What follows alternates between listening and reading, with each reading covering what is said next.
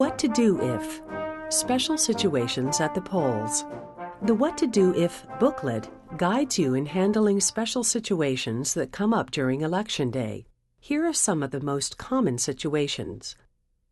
Voter drops off a vote by mail ballot. Voters can return their vote-by-mail ballots to any polling place in Marin County on Election Day. If a voter returns a vote-by-mail ballot, check to make sure the ballot envelope is signed and then put it in the side slot of the AccuVote ballot box.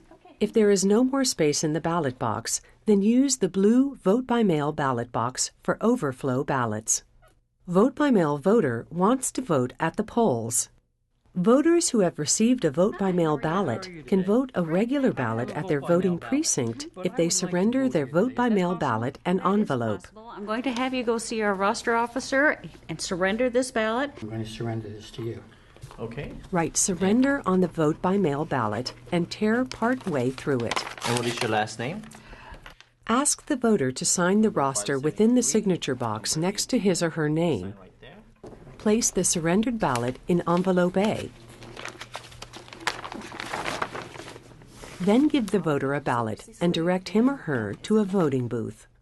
Voter makes mistake. Made a mistake on my ballot. If a voter makes a mistake on the ballot, issue another ballot. Write spoiled on the old ballot and tear partway through it. Place the spoiled ballot in envelope A. If the voter makes another mistake, repeat the process. 3 ballots is the limit. Only count off one number on your tally sheet. If you are in a polling place with more than one precinct, make sure the voter gets the correct ballot for their precinct. Voter needs a helper. Voters may choose up to 2 people to help them with voting, so long as they are not the voter's employer or union rep. Do not assume that a voter will need assistance. Always ask the voter first. Voter wants to use the AutoMark ballot marking device. Voters who are blind or who have disabilities that make it difficult for them to mark their ballots may want to use the accessible AutoMark ballot marking machine. Give the voter an AutoMark ballot, an AutoMark envelope, and direct him or her to the Chief Inspector and AutoMark machine. After voting, the voter puts the ballot into the AutoMark envelope and then into the side slot of the ballot box. What to do if? Special situations when you must issue a provisional ballot. Provisional ballots are one of the best tools you have to make sure that every voter who comes to your polling place can vote on Election Day. It's a regular ballot that the voter puts inside of a provisional envelope. These ballots are counted provided that the voter is registered to vote in Marin County.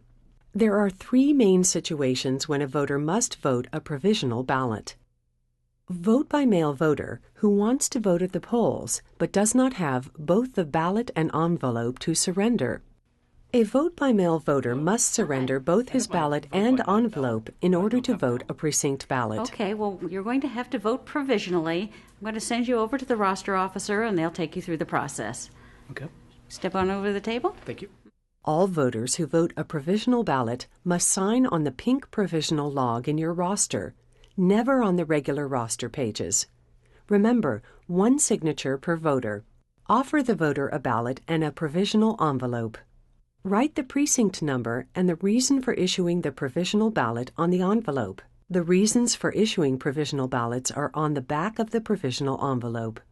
Send the voter to a voting booth to print name and address and sign the envelope. Voter's name is not on your roster or on your supplemental list of voters.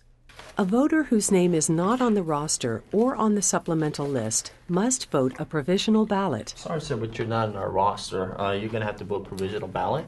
Give the voter a registration card if the voter is not registered or has changed address, name, or political party. And that gets folded and put in the outer pouch. After voting, the voter will put the ballot inside the envelope and the completed registration card into the outer pocket.